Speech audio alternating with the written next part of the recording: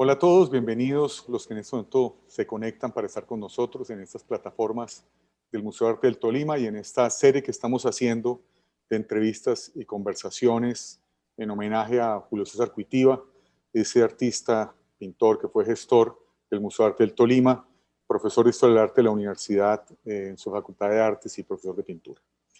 Con el apoyo de la Gobernación y de la Dirección de Cultura, hemos creado este ciclo para hablar un poco de muchos temas y, por supuesto, de elementos importantes del arte contemporáneo y de cosas que nos están envolviendo dentro del mundo del arte actual. Y, por supuesto, de las exposiciones que en este momento tenemos en el Museo de Arte del Tolima, a quien invitamos que las visiten, bien sea de manera virtual o presencial, en esta nueva normalidad que tenemos. Para poder presentar a nuestro invitado, creo que tengo que contar unas ciertas historias. Y es que el año pasado, en junio, más o menos, a finales de junio, 20 de junio, algo así, yo estaba por allá viajando, pendiente de las noticias de Colombia, vi una noticia publicada en la prensa y entonces llamé a Guillermo Villamizar, que es nuestro invitado, y les dije, me llamó Arriba Steve, no me he presentado, le dijo, Guillermo, hermano, lo lograste, felicitaciones, increíble, todo maravilloso. Y el artista a quien entrevistamos hoy me dice, esto está comenzando, no hay nada que celebrar, esto es el comienzo, apenas es el principio, y me echó un baldazo de agua fría. Para mí era la conclusión de su obra, para él era un paso de su trabajo. ¿Y de qué obra estábamos hablando? Pues que un día antes había sido aprobado en Colombia la prohibición del asbesto en la Cámara de Representantes y pasaba ya a los últimos procesos para ser aprobada como ley. Ley que fue aprobada, me parece, en agosto del 2019 finalmente, y que pues obliga a las empresas y a todo el mercado del asbesto a que se reinvente de manera real, no como estamos haciendo poniéndose una mascarita, sino que miren a ver qué hacen con sus fábricas productoras de asbesto y todo eso. Entonces estoy seguro que quienes hasta ahora me están oyendo van a decir, bueno, pero ¿cómo así que un artista que tiene que ver esto con una ley, la prohibición del asbesto? Entonces, el tema de hoy es un tema estupendo, es un tema maravilloso, que es pues, las prácticas sociales dentro del campo del arte.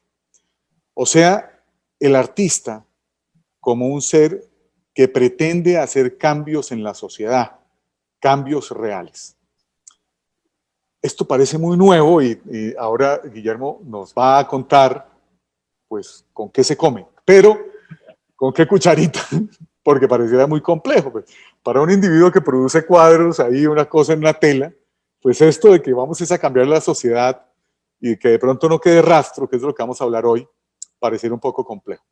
Pero no es así, realmente la historia del arte es la historia de las transformaciones sociales a partir del arte, lo podemos ver así, o sea, cuando nos metemos a mirar la historia del arte vemos que lo que pretendía hacer el tipo que hace un bisonte en Altamira, pues es un hecho mágico donde él quiere que su tribu case mejor. O sea, ese elemento es casi que dentro de lo que conocemos el origen de todo esto, de las transformaciones de la sociedad metidas dentro del campo del arte. Pero no va, o sea, va mucho más allá. Imagínense ustedes en la colonia, cuando en un pueblo maya que está construido en piedra, de pronto llegan unos tipos, lo invaden y ponen una iglesia en la mitad, contratan a un arquitecto para que la haga y a un pintor para que narre unas imágenes para convertir a toda la sociedad en esa religión. O sea que el hecho de que el arte y las transformaciones sociales están ligadas no es nuevo, pero ahora, por diferentes razones, ha tomado un carácter social. Y dentro de eso, creo que lo que ha pasado con el asbesto, con lo que ha pasado con la figura de Guillermo Villamizar, con lo que está pasando en estos procesos, pues realmente es ahí sí que es una relectura y una construcción nueva de lo que puede ser el arte y el arte expandido y las posibilidades del arte dentro de la sociedad y del artista como un miembro activo dentro de la sociedad. Guillermo Villamizar, bumangués, nacido en 1965. Entonces, Guillermo, bienvenido al museo, esta es tu casa, a que hagamos en esta hora que vamos a conversar, pues parte de las charlas de aprendizaje que he tenido contigo estos años de amistad y estos años en los que he podido vivir y ser testigo y de pronto a veces cómplice del proceso de la provisión del asbesto y de la construcción maravillosa de tu obra como parte dentro de las dinámicas sociales y dentro de estos campos expandidos del arte. Esta es tu casa y te cedo la palabra. Muchas gracias, Darío. Muy interesante, pues, este espacio que estás abriendo de discusión con los artistas y la articulación que se está logrando con el museo, que tú sabiamente diriges y has coordinado y apoyado en esa labor quijotesca, ¿no? De hacer cultura en nuestro país, que resulta tan complicada.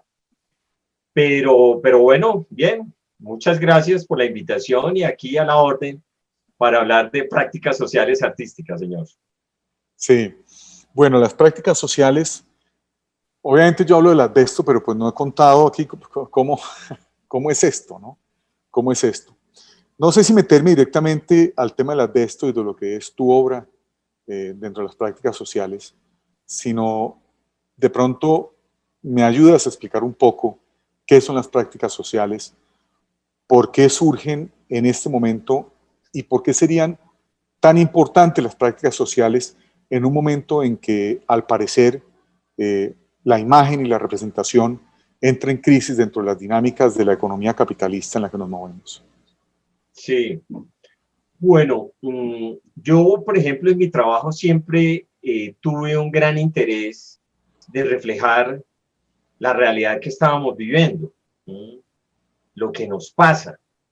Y existe pues una tradición en el arte de los artistas de buscar a través de la representación reflejar problemáticas sociales que inviten a la sociedad a ser más activos, ¿no? Probablemente en la solución de ese tipo de problemas, aunque en un marco bastante romanticoide, se podría decir, ¿no? O utópico, ¿no? De los artistas, de creer que a través del poder de la imagen podemos cambiar la conciencia de los espectadores. Eso es un discurso que ha gravitado a lo largo de la historia de Occidente y de la representación de la imagen en manos de los artistas, ¿no? Cómo la imagen llega a tener un determinado poder que cambia la conciencia del espectador, le señala una ruta, le señala un camino.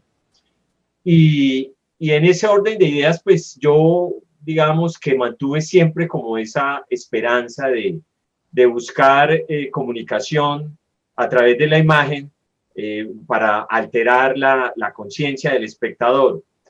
Pero poco a poco me fui dando cuenta que era bastante difícil, ¿no? Que era más bien como una especie de ilusión que nosotros nos inventamos para mantener esa esperanza viva, ¿no? De que el poder de la imagen tiene la capacidad de cambiar la conciencia del espectador. Cambiarlo por sí sola, solo como un acto mágico.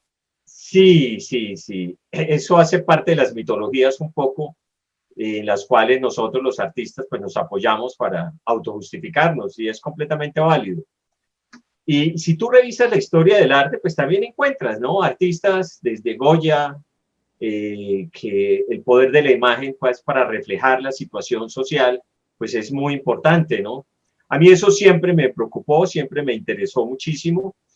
Y por allá en la comienzos de este siglo, para como en el 2005, 2006, empecé a conocer los textos de Gregory Cholet.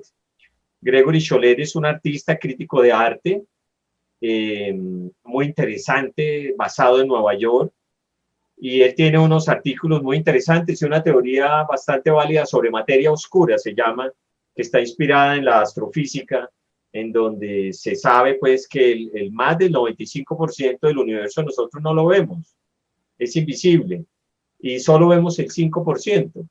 Y él traslada esa idea al mundo del arte para comprenderlo y decir, mire, el mundo del arte está sostenido por una masa oscura en donde hay una cúspide arriba de muy poquitos artistas que se benefician de esa masa oscura, que es la que compra sus libros, la que visita sus exposiciones, la que lee sobre esos personajes, la que gravita, ¿no?, alrededor de ese universo que está arriba. Y bueno, con Gregory Cholet terminamos siendo amigos, intercambiando correos, etcétera. Y más adelante pues me di cuenta que él era el director de la maestría en prácticas sociales artísticas del Queens College en Nueva York. Y yo recuerdo que una vez que nos íbamos a encontrar en Nueva York, yo tenía que ir antes a Chicago y él me dio como una lista de artistas muy interesantes y me dijo, mira, yo estaba pensando en esa época hacer una exposición con artistas de prácticas sociales e invitarlos a Colombia, cosa que nunca fue posible hacer. Pero en esa búsqueda me encontré con una serie de artistas muy supremamente interesantes que le dieron mucho sentido al trabajo que yo ya venía pensando alrededor del tema de asbesto. Aquí estoy pasándome unos años, del 2005 ya al 2010, 2011, es cuando yo empiezo a investigar los temas de asbesto. Y me encontré con unos artistas fascinantes que venían haciendo práctica social. Hay un artista que siempre me llamó la atención, me sigue llamando la atención, que se llama Lori Jo Reynolds. Yo la conocí a ella en Chicago, ese dato me lo pasó Gregory Cholet, y ella estaba trabajando con cárceles de máximo confinamiento en los Estados Unidos. Entonces, ella inicialmente creó un comité poético, se llamaba. Entonces, invitó a amigos artistas, no solamente visuales, sino también literatos, para que escribieran poemas, porque es que resulta que en estas prisiones de máxima seguridad, usted lo condenan a veces por delitos menores, robo armada de una droguería, por decir algo, y echó un tiro y no le pasó nada a nadie, pero le clavan 4 o 5 años, especialmente población negra, y las condiciones de confinamiento son tan severas, son tan estrictas, que la gente termina medio enloquecida. Y en esa locura cometen errores como atacar a los guardias, como comportamiento inapropiado, y les terminan aumentando las penas. Hay gente que entra a 4 años, terminan allá 10, 12 años, en unas condiciones muy, muy terribles. Confinamiento solitario permanente, le llaman a eso. Entonces, tú estás en una celda con un bombillo 24 horas del día, sales 2 veces a la semana a recibir luz y a hacer un ejercicio en un sitio también controlado, solo, no hay biblioteca, no hay iglesia, no hay posibilidad de interactuar con otros presos, etc. Entonces ella les enviaba poemas, se unió con las familias para tratar de activarles a ellos, digamos, una comunicación con personas de afuera que le estaban mostrando interés a ellos. Y ese comité poético funcionó muy bien hasta que uno de los presos le dijo a ella, oye, esto de la poesía es muy chévere, pero tú no podrías hacer algo para que la gente de afuera sepa lo que nos está pasando aquí a nosotros. Entonces eso le encendió a ella el bombillo y dijo sí. Entonces con las familias empezaron a hacer una cosa que ella llama arte legislativo y fue intervenir las normas y las leyes que hay en el estado de Illinois frente a este tipo de prisiones. Y fue un trabajo de 3, 4, 5 años hasta que finalmente ella logró desmontar y cerrar esas prisiones y llevar a estas personas detenidas a cárceles normales, en donde sí cumplen sus penas, pero socializan, interactúan con otras personas y no viven en esas condiciones tan horribles. Y es una historia muy linda por las experiencias personales de esos detenidos y lo que significó para ellos. Entonces, ese trabajo a mí de Lori Jo Reynolds me marcó muchísimo y de alguna manera, junto con los diálogos de Gregory Cholet, me ayudó bastante a ir articulando teóricamente lo que son las prácticas sociales artísticas. Yo me voy a permitir leer aquí una definición. Hay un libro que ellos publicaron, se llama El arte como acción social. Este libro lo publicó Gregory junto con Chloe Bass, que es la segunda a bordo de la maestría ahí en el Queens College. Y en ese libro ellos dan una definición de la cual yo me agarro sí, inicialmente como para introducir el tema, ¿no? Entonces ellos dicen que la práctica social desde el arte es un campo emergente e interdisciplinario de investigación y práctica que gira en torno a las artes y las humanidades, al mismo tiempo que abarca disciplinas externas como los estudios urbanos, ambientales o laborales, arquitectura pública y organización política, entre otros. Su objetivo general no es simplemente hacer arte que represente instancias de injusticia sociopolítica. pensemos por ejemplo en el Guernica de Picasso, sino que recurre a variadas formas que ofrece el campo expandido del arte contemporáneo como un método social colaborativo, colectivo y participativo para lograr instancias objetivas de justicia progresiva, construcción de comunidad y transformación. A mí me parece pues válida esta definición que ellos dan sobre las prácticas sociales artísticas, a pesar de que es un campo bastante amplio, y con Gregory Cholet, alguna vez que conversábamos sobre el tema, nos dábamos cuenta de que aún las prácticas sociales artísticas son huérfanas de un cuerpo teórico sólido, ¿sí?, que le permita a la gente entender mejor de qué se trata cuando estamos hablando de este tema. Las prácticas sociales artísticas, en mi caso personal, casi no hacemos obra, ¿sí? Nos interesan más las acciones, porque fíjate una cosa, cuando yo descubro el problema del asbesto en Colombia, yo digo, bueno, yo como artista, ¿qué puedo hacer? Me voy a tomarle fotos a los trabajadores y exhibo eso en una galería, ¿sí? Yo dije, eso no va a ser nada, si no va a ser suficiente. Va a ser, no olvidemos que las galerías y los espacios del arte son también puntos de encuentro y de interacción social, pero son muy pequeños. Hablando de toda la estructura social, la capacidad de influencia que tienen estos espacios, los espacios del arte, para generar audiencias, son muy pequeños. Entonces yo dije, eso no es suficiente, que yo haga fotografías y además que termine ganándome premios por defender este tipo de temas. Yo dije, no, esto no llena mis expectativas. Lo que yo tengo que hacer es intervenir el espacio social.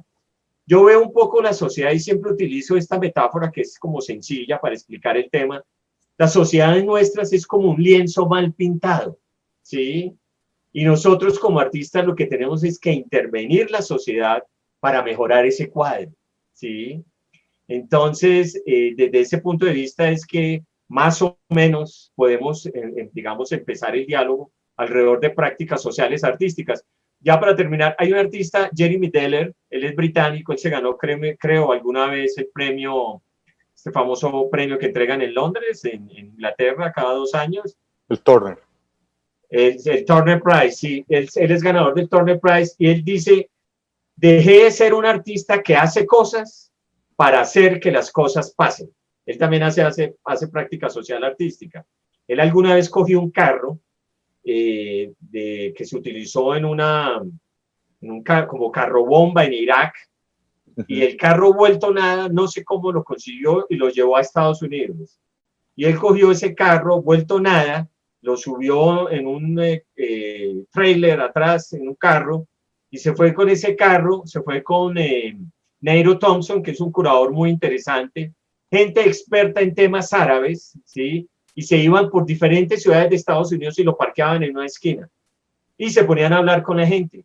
Porque claro, como estaba la guerra contra Irak, la guerra contra los árabes, había pasado lo del 11 de septiembre, etcétera, y había esa imagen tan negativa de los árabes y la religión musulmana, etcétera. Y la idea era sentarse a hablar con la gente y explicarle, porque era gente que tenía hijos en la guerra o había perdido hijos, de una u otra manera ciudadanos que se habían afectado por la guerra de Irak. Entonces, fíjate, ese tipo de trabajos de intervención directa de la sociedad son los que a mí me llaman poderosamente la atención, ¿no?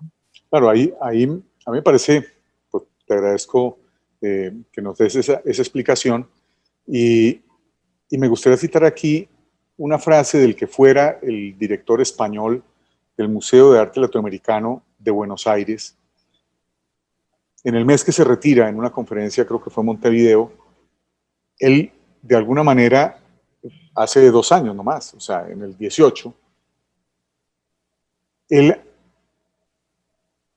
dice esta frase que, en este momento en el que estamos en la transformación del arte latinoamericano, en la construcción permanente pues de esto, porque el arte siempre está en movimiento, y él afirma en esta entrevista, pues en esta conferencia, dice, el arte tiene que ir siempre de la mano de la práctica social.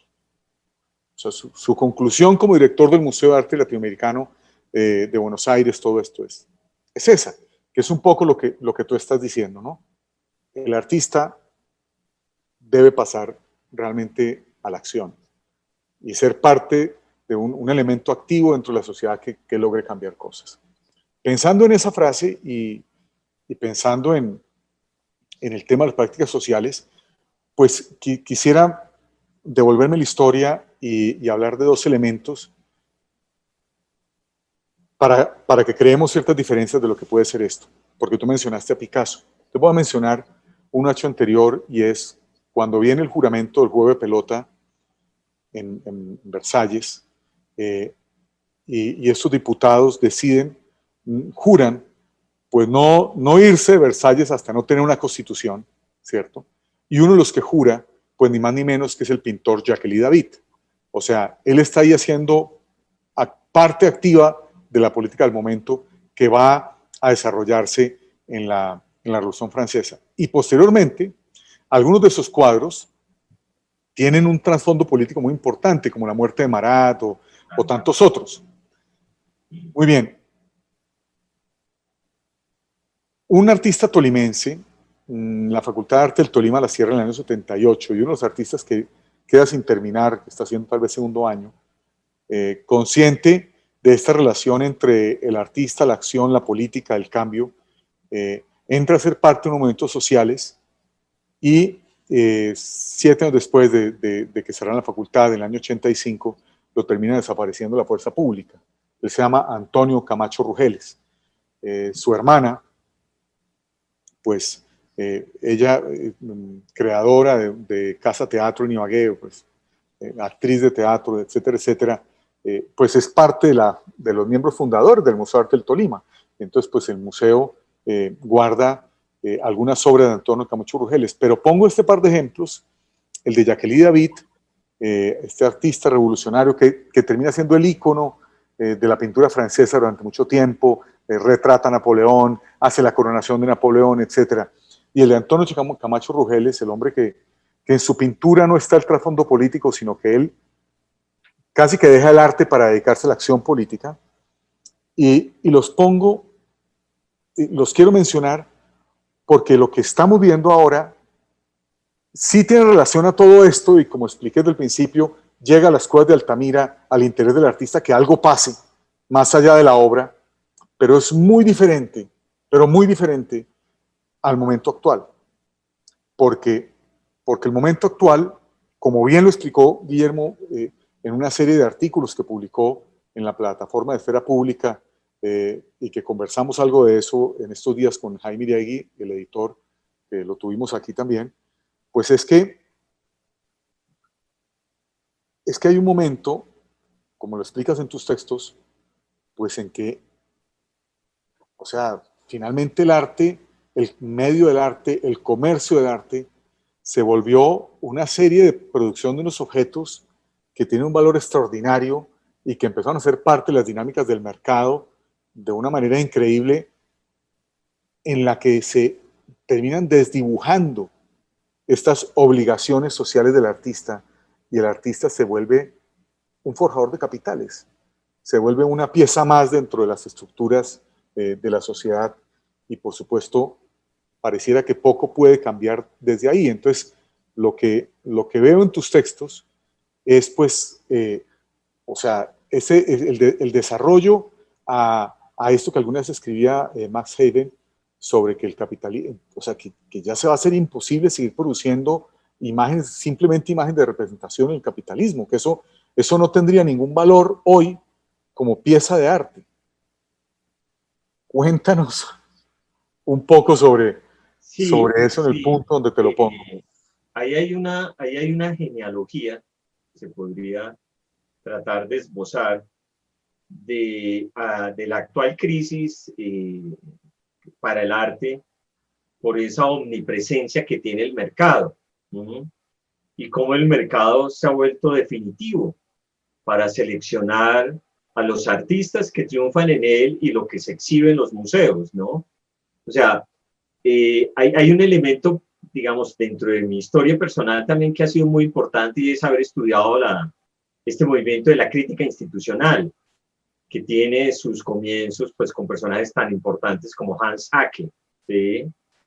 y problematizar la relación del artista con el museo, hoy en día nos permite entender ese rol que tiene el museo como una institución que puede guiar los destinos de la sociedad acerca de lo que miramos, de lo que consumimos dentro del campo del arte visual, y cómo ese lugar tan importante que es el museo está siendo tan controlado por otro tipo de intereses, que son los intereses ideológicos atados al poder y al capital, ¿sí? Hoy en día vemos muchas críticas, por ejemplo, de artistas amigos en Nueva York, por la presencia de quiénes son los directivos de los museos, quiénes hacen parte de las juntas directivas, porque ese papel de decisión que ellos tienen de qué se compra, qué se exhibe, es muy importante, porque determina lo que nosotros consumimos. Entonces, hay una cosa que es muy importante, Disculpa, ¿no? Guillermo, desde el punto de vista del museo, pero al lado tenemos el punto de las galerías y el punto de las casas de subastas y todo esto, ¿no? O sea, de alguna manera esa institucionalidad tiene una serie de figuras que manejan ese que se muestra, ¿no? Claro, Y ahí hay una interrelación de todas esas que instituciones. corresponden probablemente al mismo tipo de personas los que están en los diferentes sitios según esa idea. Sí, entonces fíjate que esa genealogía tiene que ver un poco con el ascenso del discurso neoliberal, ¿sí? Hay un librito también muy interesante de una historiadora taiwanesa, que se llama Privatizando la Cultura, si no estoy mal, Privatizing Culture, creo que se llama. Y ella tiene una historia muy interesante porque cómo con el ascenso de Margaret Thatcher y Ronald Reagan, tanto en Estados Unidos como en Inglaterra, se empieza a definir un modelo que busca que los museos sean autosuficientes, ¿cierto? Y siguiendo el modelo norteamericano, Inglaterra empieza a privatizar sus museos, como a decirles, no señores, ustedes museos tienen que conseguir sus propios recursos y tienen que ser autosuficientes, ¿cierto? Y esa necesidad de los museos de volverse autosuficientes, pues lo meten en las dinámicas del mercado, ¿no? ¿Qué exhibimos? ¿Qué es lo que llama la atención? Y esa democratización de la cultura, de buscar que masas grandes accedan a estos bienes de la alta cultura, empiezan a entrar en un conflicto grave porque es ¿qué mostramos? O sea, ya no vamos a educar a la sociedad, sino que es la sociedad la que nos dice qué tenemos que mostrar, porque ellos son los consumidores y son los que entonces se afilian al museo, pagan las entradas, etcétera, y eso le genera recursos, además de que los indicadores de gestión, cuando los estados deciden darle recursos a los museos, pues se fijan muchísimo en eso, ¿no? No cuál fue la calidad de las obras que mostramos, sino cuántas masas llegaron al museo por exhibiciones. A mí me sorprendió, imagínate, hace como unos 4 años estaba por ahí en el Museo Judío de San Francisco, si no estoy mal, y había una exposición dedicada a Amy Winehouse, ¿sí?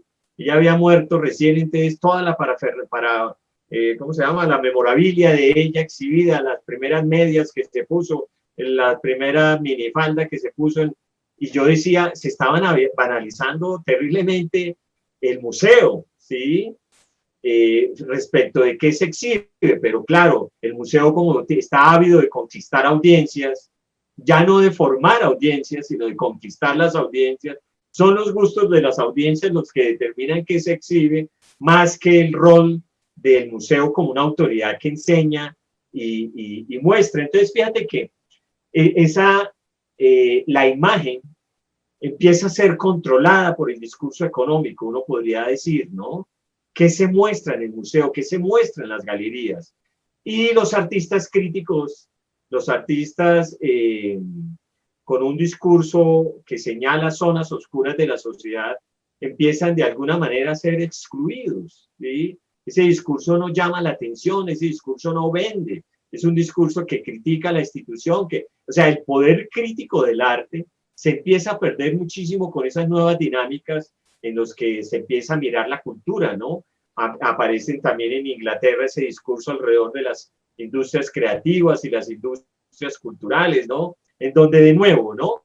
La cultura significa no sé cuántos puntos del PIB de las naciones, eso hay que prestarle atención y eso hay que estimularlo, pero apoyar solamente aquellas industrias culturales y aquellos propósitos culturales que dan dinero, que son rentables. Y cuando reducimos la cultura a eso, pues la estamos anquilosando, porque el papel crítico del arte tiende a desaparecer y lo que tenemos es esa lucha entre entretenimiento y crítica a la cultura. ¿Cómo la podemos entender? ¿Como entretenimiento o como crítica? ¿Cierto? Pues el entretenimiento ha terminado ganando y entonces eso significa una degradación de la calidad de obra que nosotros vemos en los museos, no porque hayamos dejado de creer en el poder revolucionario que tiene la imagen, sino porque ese poder revolucionario está hoy en día controlado, porque los dueños de los museos, los que invierten en los museos, se dan cuenta que esa es una institución también que hay que controlar, ¿sí? ¿Qué se exhibe? ¿Qué se muestra? ¿A quiénes se muestra? ¿Cuáles son los artistas que triunfan? Y uno ve artistas que triunfan y que son los paradigmas, los Jeff Koons, ¿sí? Este muchacho, el inglés, Damien Hirst.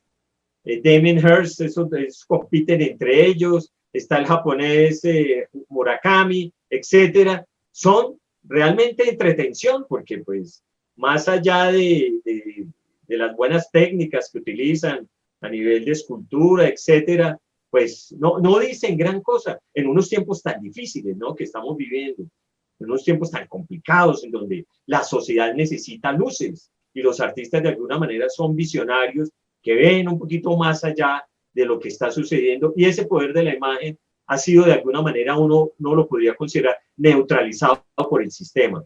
Y ahí es donde empiezan a aparecer las enormes contradicciones, ¿sí me entiendes? Yo, por ejemplo, era un gran defensor del arte político colombiano, ¿sí? Me encantaba Doris Salcedo, me encantaban todos esos artistas, ¿sí? Y yo recuerdo en una traducción que hice de Andrea Fraser, que es una artista que yo adoro, respeto, somos amigos, la considero pues una artista que ha hecho unos aportes supremamente interesantes dentro de la segunda generación de la crítica institucional. Yo traduje para Esfera Pública un artículo de ella que se llama El 1% soy yo, ¿sí? Inspirado en El Estado soy yo, de L'État c'est moi, del rey este. Entonces, el 1% soy yo, y es que ella analizó, imagínate, durante la crisis hipotecaria del año 2007-2008 en los Estados Unidos, donde se derrumbó una institución financiera tan importante como era Lehman Brothers. Lehman Brothers era un banco tan importante como el Citibank, incluso con mayor tradición que el Citibank, ¿cierto? Y toda esta burbuja que explota por la creación de mecanismos de financiación que son en el fondo fraudulentos, son puras burbujas, ¿cierto? Entonces se pusieron a crear estas hipotecas, a soltar muchísimo dinero, no había sustento para esas hipotecas, la gente no pudo pagar sus hipotecas, se esfumó de la noche una cantidad de millones de dólares y la gente terminó en la calle perdiendo sus empleos, en fin, fue un remesón tremendo, una de esas crisis del capitalismo bravas, bravas. Y esta chica, Andrea Fraser, ella se pone a mirar, comparando el listado que publica Art News cada año de los principales coleccionistas del mundo. Y ella encontró que los principales coleccionistas del mundo, muchos de ellos hacían parte de la responsabilidad de la crisis hipotecaria y financiera en los Estados Unidos, ¿cierto? Ella en ese artículo dice una cosa lapidaria, pero muy cierta, ¿sí? Lo que es bueno para el arte es desastroso para el resto de la humanidad, dice ella. Yo he dicho esta frase y más de uno casi que le dan ganas de cogerme a palo, porque desacralizo una institución tan importante, pero hay que saber entender desde qué perspectiva lo estoy diciendo o lo dice Andrea Fraser. Porque es que, imagínate, Darío, y esto nos lleva un poco a lo de Daros, cuando uno se da cuenta, si yo hago una obra criticando la minería de carbón en mi trabajo como artista, por ponerte un ejemplo, pero me muestran en la galería en donde el dueño de la galería tiene que ver con minería de carbón, ¿sí? Pues eso es un completo contrasentido, ¿sí? Entonces, ese tipo de obras, ¿qué hacen? A mí, por un lado, le lavan la imagen a los dueños de la galería, y por otro lado, nos pone en una situación muy difícil a nosotros los artistas, y es que no estamos haciendo absolutamente nada. Cuando estoy utilizando el carbón como ejercicio de mi trabajo artístico, lo único que estoy es parasitando un problema, ¿sí? Para ganar notoriedad y generar ascendencia en el difícil mercado del arte y posicionamiento al interior del campo artístico. Pero que yo esté haciendo una verdadera contribución al problema del carbón, nada, estoy haciendo una contribución a mi ego, ¿sí? Y estoy haciendo una contribución a las galerías que están involucradas en el negocio del carbón y que quieren mostrarse verdes y ambientalistas y progresistas frente al resto de sus ciudadanos, ¿no? Ahí nos vamos metiendo en el tema, ahí nos vamos a meter en el tema, mejor dicho, mira. Hablando con Iregue, como te digo, que lo tuvimos acá, fue pues, uno de nuestros invitados, el editor de Esfera Pública, pues finalmente en ese resumen que hacen después de una década o más de Esfera Pública, encuentran pues dos puntos muy importantes, ¿no? La serie de artículos que se hizo Carlos Salazar contra el arte político, ¿cierto? Y el trabajo tuyo, la serie de textos tuyos, que muy en solitario, como lo dice el mismo Iregui, hiciste sobre Daros, ¿cierto? En unas conclusiones que tú intuiste y que años después los hechos pareciera que te dan completamente la razón. Entonces, acá quiero generar un pequeño marco sobre esto para cuando se comienza a hacer esfera pública, de alguna manera el arte contemporáneo colombiano estaba comenzando en ese momento a vivir, digamos, un momento de gloria donde el tema principal era el arte político. Entonces, empezaron a surgir grandes artistas que exponían en grandes partes, cuyas obras empezaron a venderse, a coleccionarse, y empezaron a llegar a Colombia, pues con este tema de Arbo y todo esto, grandes coleccionistas de las grandes colecciones internacionales, a adquirir estos artistas, y empezó a haber una competencia, digamos, entre ellos, a ser parte de estas colecciones y a vanagloriarse de ser parte de una colección o de otra colección. Entonces, dentro de esto, surgen la posición tuya y la de Carlos. Carlos Salazar, pintor figurativo, en una obra abiertamente, digamos, no sé, me mataría Carlos si me oye, pero tal vez neomodernista, en el sentido que él quiere hacer o sea, que considera que la pintura debe ser no política, o sea, debe ser una visión no política, que la política está ligada a unos parámetros y termina siendo ideologizada, manipulada, termina siendo, bueno, mejor dicho, de todo. Entonces, pues, él hace su crítica y critica el esquema y critica a los artistas, a los actores que en ese momento están haciendo y se hacen, no sé, 100 artículos o algo así, que inclusive hace poco que los compiló y pues sacó un libro. Paralela a esa visión, pues está la tuya, ¿cierto? Quizás en la presentación que hice, pues no conté, obviamente, pues que eras artista, ¿cierto? Que eras traductor de textos, que tuviste a bien traducir muchos textos que tuvimos la oportunidad de leer en los últimos 15 años a partir de traducciones que tú hacías de textos que de otra manera era imposible que leyéramos en castellano, los que casi somos monoparlantes. Y además, pues tu trabajo como artista no solo está dentro de estas dinámicas sociales, sino que tu obra, creo que podríamos definirla, todo el proceso anterior y todo, ha estado dentro del arte político. O sea, tú has sido un actor, o sea, has sido un actor del arte político que en un momento determinado, pues se encuentra en esto las prácticas sociales, digamos que la comprensión de hacia dónde tiene que ir tu creatividad, hacia dónde tiene que ir tu trabajo y cómo pues debe ser un actor activo dentro de la sociedad. Y dentro de esa posición, dentro del arte contemporáneo, dentro de este arte contemporáneo que está tan ligado al arte político, las prácticas sociales, como parte de todo esto, hace de pronto Guillermo Villamizar esta serie de artículos que son una gran crítica al arte político, entre otras cosas, al arte político convertido en una mercancía para vender a unas colecciones, ¿cierto?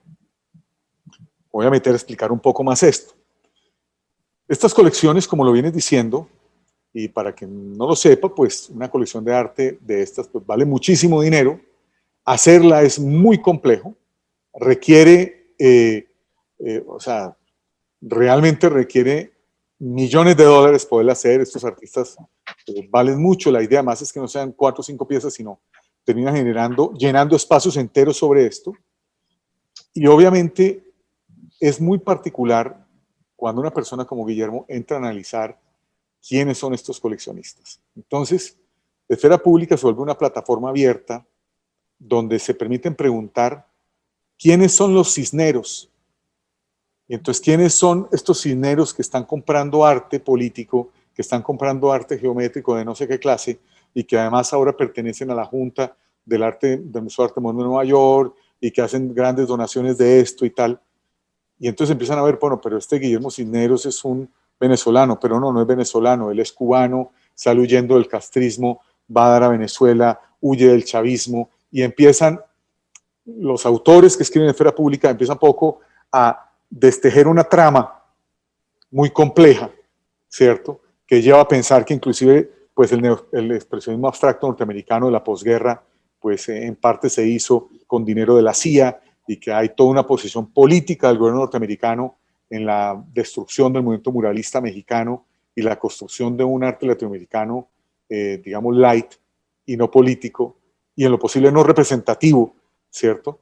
En lo posible, pues que no tenga ningún tipo de representación, como una parte de contener pues, los movimientos sociales de América Latina y de alguna manera empiezan a cuestionarse si la enorme desigualdad que hay en este momento en América Latina, en parte la causa es toda esta ideología que consumió América Latina y que la alejó completamente del primer mundo.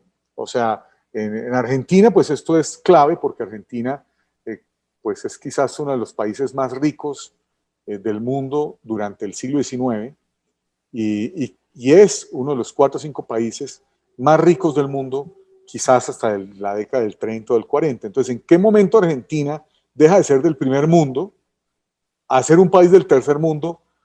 Y entre otras cosas, mientras consume este arte de vanguardia, este arte no político primero y luego político. Venden entonces que el arte contemporáneo político es como el quitarse, el sacudirse esa venda de los ojos, pero ese arte político al final parece en estos textos, no es una afirmación mía solamente, no es mi conclusión, pues mi idea, sino es esto, es simplemente un arte que ha sido casi que mandado a hacer, casi que fabricado o prefabricado por estas mega multinacionales dueñas del mundo y que al final podríamos decir que al comprar las obras de estos artistas políticos les estás poniendo una venda en los ojos. Guillermo trata este tema, que quiero que no lo cuente, y entra a analizar, mientras otros analizaban Cisneros y otras colecciones, entra a analizar el tema de la colección Daros, que es una gran colección suiza, que precisamente dedicada en Suiza a coleccionar este arte de la posguerra americana, basado en todo esto que encontrábamos que tal vez tenía influencia pues de la Guerra Fría cultural y del impulso pues que la CIA y otras instituciones le dieron al arte abstracto, expresionista, etcétera, etcétera. Y de pronto abren una vena o abren un departamento de arte latinoamericano y empiezan a comprar desmesuradamente arte latinoamericano y se encuentran con tu figura escribiendo estos textos. Entonces cuéntanos cómo fue ese proceso y qué pasa aquí con esto. Si es que, disculpen si me demoré en este abrebocas de la situación, pero si no, para el que no está al tanto de esto, era muy difícil entender el trabajo de Guillermo y donde termina para que lleguemos pues a ese agosto del año 2019 donde se hace la ley de prohibición de las bestas. Sí, tú tocas ahí un tema muy importante y es el poder que tiene el arte como instrumento ideológico. Toda esa movida de los intereses norteamericanos en la Guerra Fría para direccionar el arte latinoamericano a través de la enorme influencia que ejerció este curador cubano y a través de la OEA, ¿cierto? José Gómez Sicre. José Gómez Sicre, de acuerdo. Entonces, ahí podemos entender que, digamos, el poder desde siempre ha sabido reconocer el enorme poder que tiene el arte, ¿sí? El poder económico, el poder político, ¿sí? Y fíjate que en plena Guerra Fría, el libro de Stoner Saunders es muy claro en eso. Ausente de una tradición cultural, dice ella, refiriéndose a los norteamericanos que recién termina la Segunda Guerra Mundial y quedan como una potencia, ausente de una gran tradición cultural, se dieron a la tarea de crearla, ¿cierto? Entonces, este artista sureño, que hasta hacía muy poco no lo conocía mucha gente, que fue el gran autor que influenció a García Márquez, tú me recuerdas el nombre de él. El ruido y la furia, Faulkner. Sí. Faulkner. ¿Cómo se llama él? Faulkner. William Faulkner, correcto. William Faulkner de un momento a otro lo cogen, lo publican, lo venden y lo terminan convirtiendo en premio Nobel, ¿sí? Con todos los pergaminos merecidísimos. E influenciando el boom latinoamericano. Pero que estaba por allá como olvidado por la élite intelectual de Nueva York y lo cogen y venga para acá, maestro, porque usted no sirve para construir. Entonces, eso es un detalle muy importante de cómo el arte es un instrumento poderoso de comunicación, ya sea para comunicar una ideología. Los rusos que estaban interesados y que estaban muy bien organizados y sabían para qué era la cultura, así como instrumento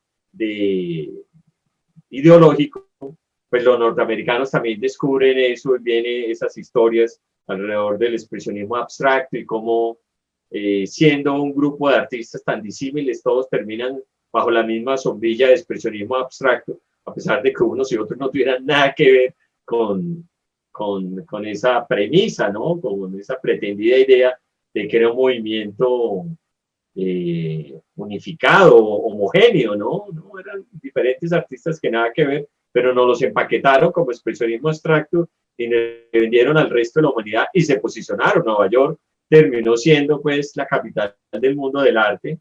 Esa frase de esta crítica norteamericana, de Clement Greenberg, perdón, que dice que el arte siempre está unido por un cordón umbilical de oro, ¿no? Al poder. Entonces, en ese contexto, cuando el trabajo de Andrea Fraser, que te comenté ahora, pues había puesto el ojo en los coleccionistas. Ella incluso tiene en este momento un libro publicado muy bueno, donde hace un análisis riguroso de cómo estos coleccionistas participan en las campañas políticas de Estados Unidos y hacia dónde redireccionan sus intereses. En esos casos, beneficiando casi siempre el pensamiento más retardatario de la sociedad, como puede ser Donald Trump, por ejemplo, ¿sí? Y sin embargo, son los mismos coleccionistas que compran a los artistas más vanguardistas, ¿no? Más osados, más que están generando las obras más polémicas, etcétera, ¿no? Entonces, ese tema de los coleccionistas y cómo el coleccionismo en la escena contemporánea se ha vuelto tan importante que desplazó la autorizada voz del crítico, ¿sí? Te pongo un ejemplo acá en Bogotá. Vamos a decir, la Candelaria es un sitio lleno de artistas, no hay mucho artista visual, ¿sí? Pero si un crítico va y dice, aquí hay unos artistas buenos, X y Y, perencejito, de pronto no pasa nada, ¿sí? Pero si va un coleccionista importante al barrio La Candelaria y compra X y Y artistas, al otro día esos artistas están en las primeras páginas y todo el mundo está pendiente de decir, uy, ¿qué fue lo que compró Perencejito? ¿Sí?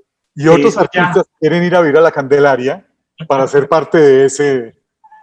Entonces, el rol del coleccionista en una sociedad y en unos espacios culturales que cada vez más son sometidos a las dinámicas del neoliberalismo, es decir, autofinanciación, recursos propios, el Estado no tiene por qué dar dinero para la cultura, etcétera. el rol del coleccionista se ha vuelto determinante. Entonces, estas grandes colecciones pues son también igualmente muy, muy importantes. Cuando yo empiezo a investigar el tema de Daros, eso surgió a raíz de una polémica que suscitó Guillermo Vanegas en esfera pública sobre el rol que estaba jugando el Museo de Arte, el Museo de Arte de la Universidad Nacional, ¿cierto? Como museo universitario. Y había llegado una persona ahí que le quería dar una dirección determinada frente a unas voces importantes de la academia, de la Escuela de Artes, que decían que eso no era por ahí. Y a mí lo que me sorprendió fue encontrar muchos artistas de la colección Daros que permanentemente venían exhibiéndose en el Museo de Arte de la Universidad Nacional. Eso me llamó la atención. Y yo dije, ¿quién es Daros? ¿Sí? Sabía pues que eso era de origen suizo, y yo dije, eso debe ser un banco, una empresa de la siempre próspera Suiza. Pero no había tal detrás de Daros, pero sí había un apellido, Smith Heine. ¿Sí? Dije, ¿esta gente quiénes son? Entonces encontré un nombre, es Ernest Stefan Smith Heine. El señor había creado un fideicomiso en Costa Rica de $1.000 millones, $1 billón, para impulsar pequeña empresa y proyectos ecológicos en América Latina. Por ejemplo, hay una fundación muy famosa que se llama Fundes, ¿sí? Esa fundación opera en casi todos los países de América Latina y ayudan a los pequeños empresarios a desarrollar proyectos, etcétera. Entonces dije, no, pues qué maravilla ese señor, ¿no? Es un filántropo muy chévere. Y además es el creador de la colección Daros, Daros Latinoamérica. Ellos tienen 3 colecciones. La clásica, que es la que heredaron del padre, Max Smith Heine, que él coleccionaba arte europeo clásico, llamémoslo así, anterior al siglo XX. Y luego aparece el hermano de Stefan Ernest Smith Heine, me escapa ahorita el nombre, que él fue el que empezó la colección de arte moderno y contemporáneo para esa época, en los años 60, 70. Entonces compra muchísimo arte norteamericano, de todo ese boom de las escuelas mínimas, conceptual, arte pop, etcétera, ¿no? Y luego aparece la Daros Latinoamérica porque él hereda, el hermano muere muy joven, y él hereda esa pasión del arte, Ernest Stefan Smith Heine. Entonces, él es el bolsillo que hay detrás de la colección Daros Latinoamérica, y ese interés de la colección Daros Latinoamérica en arte político me llama poderosamente todavía la atención, porque pues, imagínate un hombre como Luis Canitzer, que siempre fue muy prevenido de a quién le vendo, ¿cierto? Él terminó, creo que, entregando casi toda su colección a la colección Daros. O sea, el mayor, las principales piezas y las piezas más importantes de Luis Canitzer reposan en la colección Daros, tanto que le hicieron, se dan el lujo de montar casi que una retrospectiva de Luis Canitzer a partir de la obra que ellos tienen en sus depósitos, que pertenecen a la colección Daros. Entonces, un gran hombre como Luis Canitzer, los grandes nombres del arte político latinoamericano, ¿no? En esta colección, pues lo obligan a uno a quitarse el sombrero, ¿no? Y a ver esa cosa en esos términos.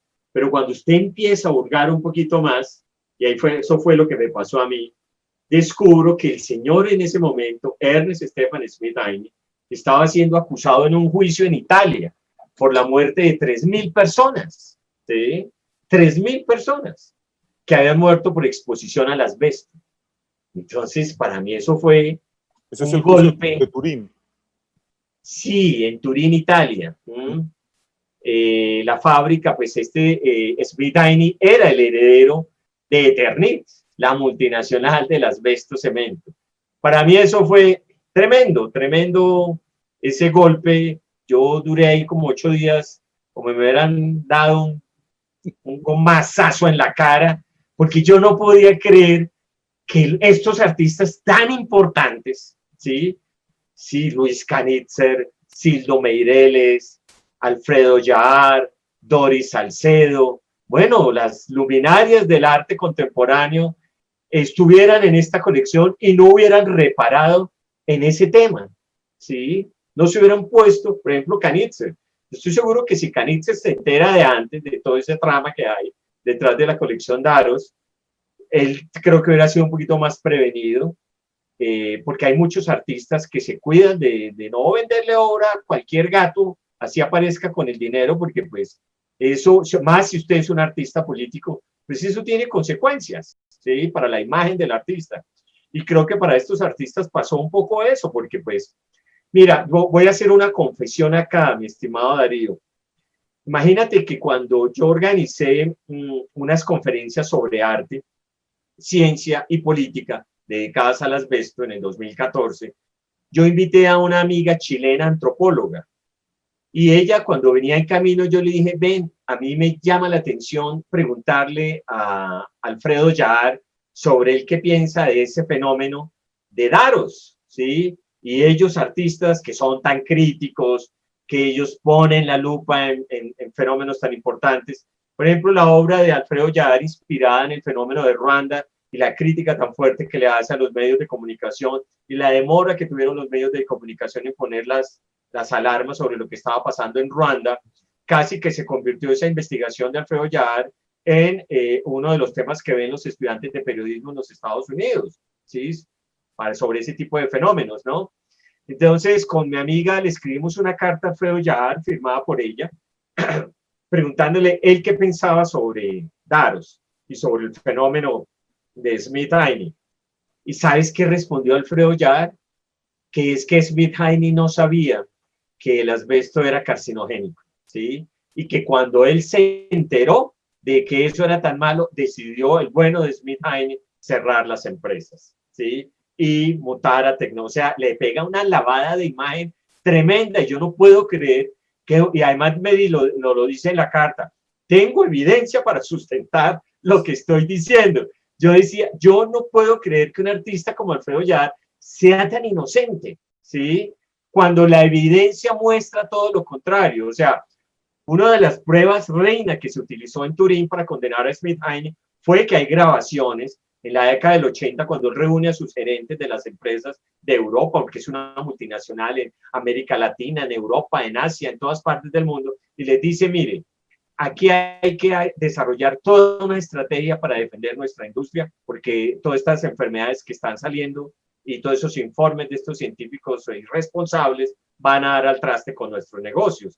Entonces, él sí sabía y bueno, pues, o sea, a mí se me escurrió como agua entre las manos el discurso de los artistas políticos cuando ellos pasan por alto ese fenómeno y además nunca se pronunciaron, ¿sí? Que esa es todavía más terrible. El silencio de ellos se me hizo tan cómplice con ese fenómeno porque estamos hablando de un genocida industrial, se podría decir, como es Stefan Smith-Heine.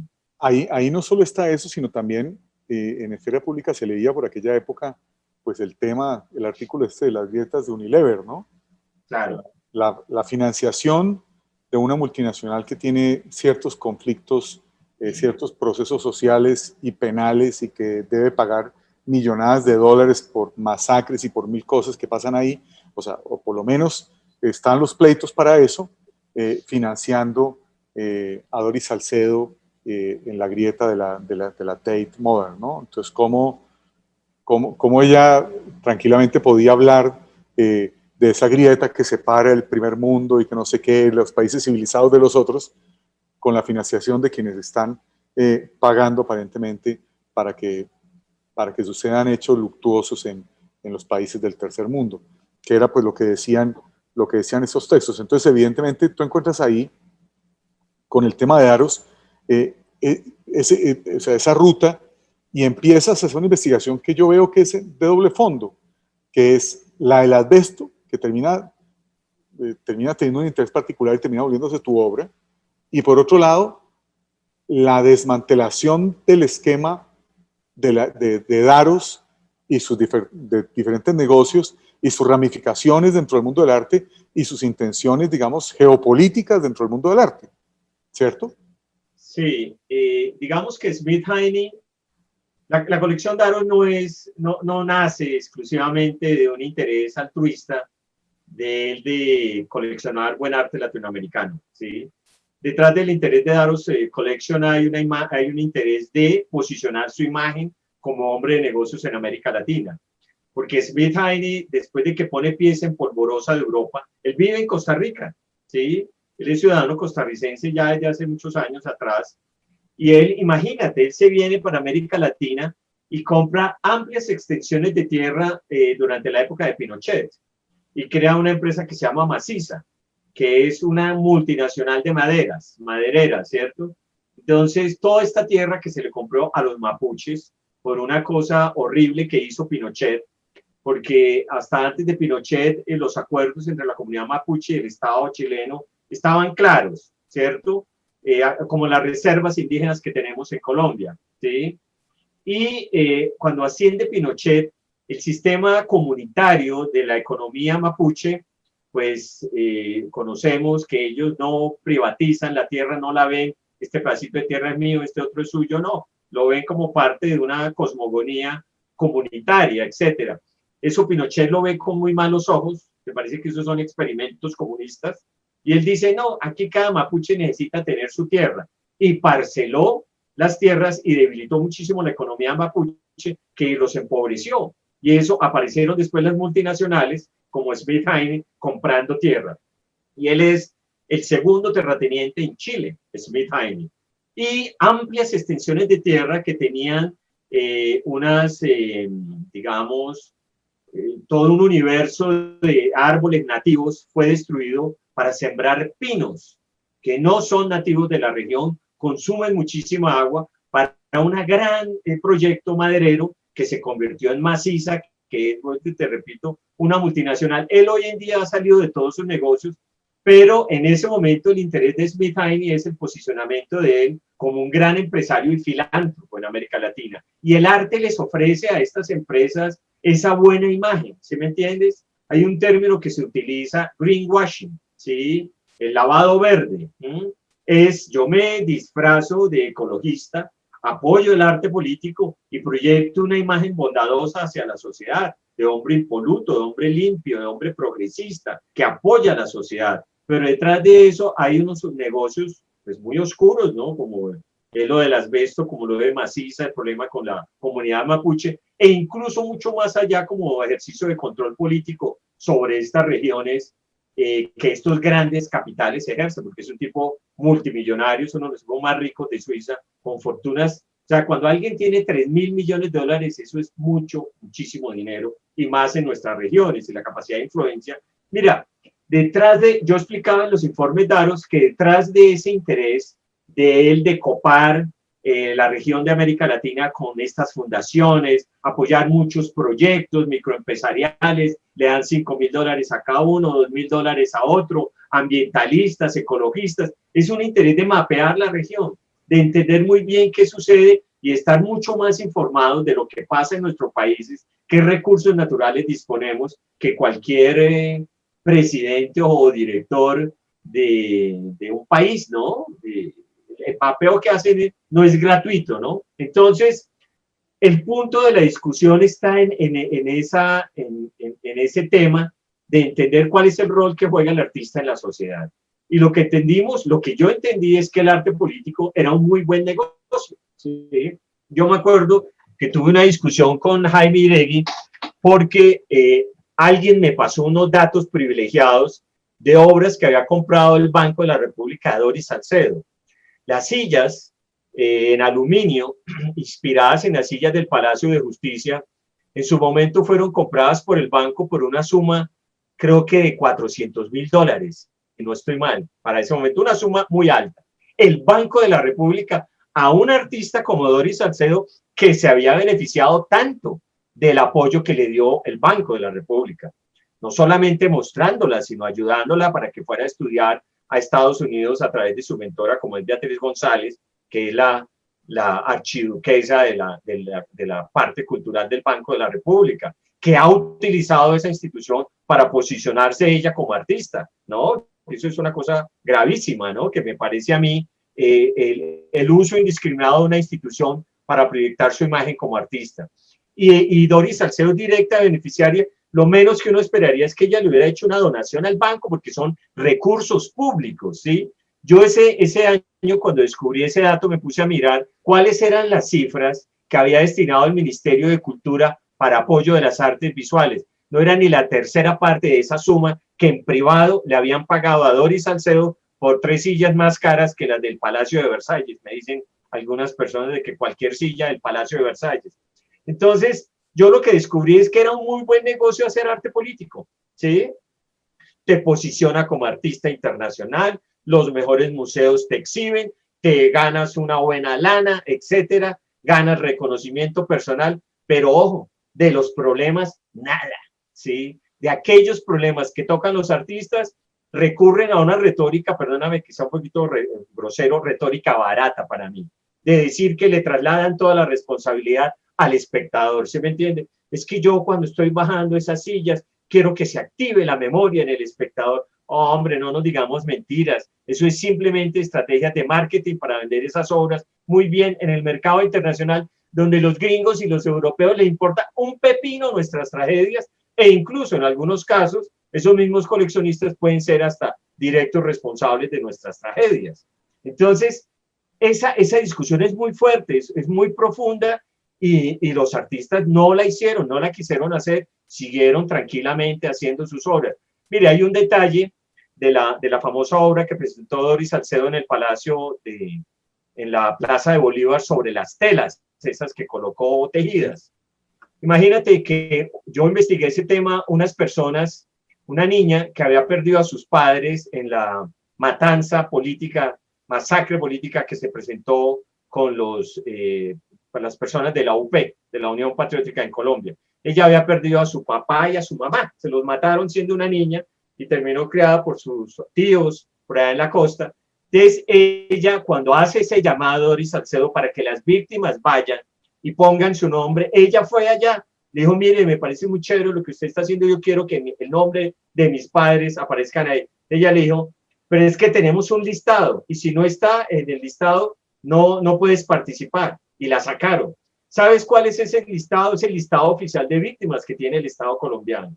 Pero para que tú hagas parte del listado oficial de víctimas, el Estado te da una pequeña indemnización, ¿sí? Pero tienes que firmar de entrada que renuncias a cualquier demanda contra el Estado, ¿sí? Es una cosa absurda. Entonces, ese listado ya estaba viciado. Entonces, ¿cuál es el interés de ella? Eso debería de ser una cosa abierta. Ya no podíamos discriminar a estas víctimas sí las metemos y a estas otras víctimas no.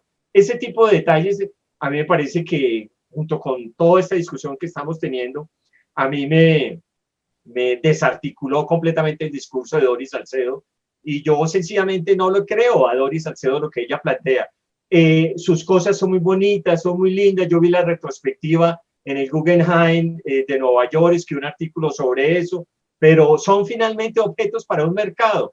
Que tengan la etiqueta de arte político, no la tengan, para mí eso no significa absolutamente nada, porque eso no es arte político. Si vamos a decir que ese arte político hoy en día, después de todo este tipo de experiencias, necesariamente tiene que estar articulado con la sociedad, con los partidos, tiene que tener un pie afuera del estudio, ¿sí? Y no puede limitarse a circular exclusivamente por los espacios del arte, porque ya sabemos que son sitios muy contaminados. Bueno, pues por cierto, los invito que por primera vez en 17 años que dejamos de cumplir, tenemos en el museo una obra de Doris Salcedo exhibida en una exposición que se llama Colombia Múltiple. Y también tenemos a la maestra Beatriz González, de quien mencionamos aquí también. O sea, el museo, por supuesto, el Museo Arte del Tolima, sí, parte de esto que está criticando Guillermo y que nos oímos aquí con interés, pues evidentemente hacemos parte del todo. Y ahí están los cuadros. Yo quiero hacer una aclaración. Yo los respeto a ellos como artistas, como productores de imagen. Respeto el trabajo de Doris Salcedo, respeto el trabajo de Beatriz González y me parece que ese discurso fue válido hasta cierto momento. ¿Sí? Fue completamente válido hasta cierto momento. Pero de ahí para adelante es un discurso que rueda solito por el desbarrancadero. Mientras tú hacías esos artículos contra Daros y el tema del asbesto, y te metías en el tema del asbesto, porque creo que ese es el origen de la obra sobre el asbesto, Daros invertía una millonada de dólares a hacer un museo en Brasil, un museo que iba a ser el depósito de su colección. Él compra una casa antigua, histórica, brasilera, y le mete, no sé, 7 millones de dólares, algo así, a la remodelación. O 15 millones de dólares. En total, ¿no? Creo 15 millones todo el proyecto. Sí, bueno. Señor. Es una mansión muy linda. Yo la fui a conocer ya estaba cerrada desafortunadamente, pero es toda una manzana. Inauguran el museo y el museo tiene unos gastos anuales de $150,000 o algo así, que frente a los 15 millones que cuesta, pues es una cifra de caricatura Insignificante. insignificante. Y a los 2 años lo cierra. Y dice que es muy costoso.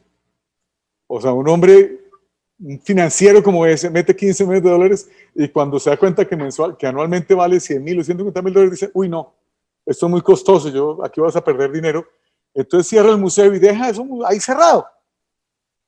Bueno, me gustaría que hablaras un poco de eso, o sea, ¿cuál es tu opinión? O sea, ¿qué pasó ahí?